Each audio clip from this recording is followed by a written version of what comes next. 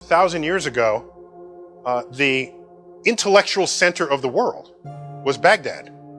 Baghdad. Europe was busy disemboweling heretics at the time. Baghdad was open to all thought at the time, between AD 800 and 1100, around there. If you look at the advances that unfolded in that period, in that location, it includes the invention of algebra. Algebra is an Arabic word. Algorithm is an Arabic word. 2/3 of the stars in the night sky that have names have Arabic names. How does that happen? Where did the naming rights come from? It came from the fact that at that time, huge advances in the Middle East, in Baghdad in particular, was unfolded in engineering, mathematics, especially mathematics, astronomy, navigation, physiology. And you say, well, why is that so? If you look at what was going on, they were open to all lines of thought. Jews, Muslims, Christians. There were doubters back then. Today we would call them atheists. They would all come around a table and share ideas. If you have some philosophy that's got holes in it, someone's going to find it. And you're going to challenge you on those ideas. And what happens is the conversation ratchets up. You discard what doesn't work and you keep what does. And when you do that, you make discoveries, and you make discoveries rapidly. And at the time, that period drew to a close. If you read history books, they'll typically describe sort of the sacking of Baghdad. It was a bad time for the city. And they say, oh, it all came to an end. However, the Islamic culture rose at other times later.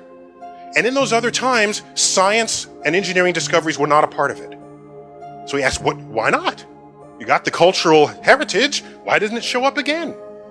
And then you got to dig a little deeper from the sacking of Baghdad, and you find out there was a Muslim cleric, Al-Ghazali was his name, who was to Islam what St. Augustine was to Christianity. St. Augustine kind of laid out the rules for how to be a good Christian at the time. A lot of people were practicing it in their own way. He codified it. He was a religious scholar, figured it out according to his own read, told everybody how to behave. There's the book. You follow this, you're a good Christian. Al-Ghazali said, you follow this, you're a good Muslim. In that text included the assertion, which gained influence socially, but then politically, so then it had power of influence. In there was the assertion that mathematics and the manipulation of numbers was the work of the devil. The entire enterprise collapsed and never recovered. It has not recovered since. If you look at the number of Muslims who have won the Nobel Prize in the sciences, it's 1. Number of Jews who have won the Nobel Prize? 1/4 of all Nobel Prizes in science have been won by Jews. How many Muslims in the world? 1.3 billion.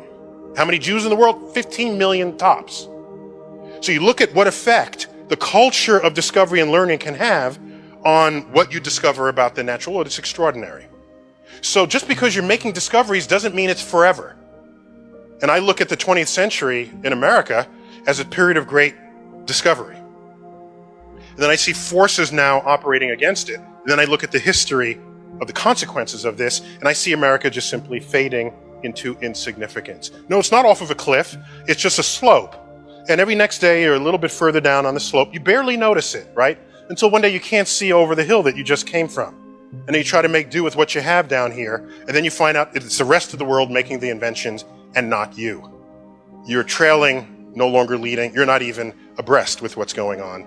You're running behind trying to catch up.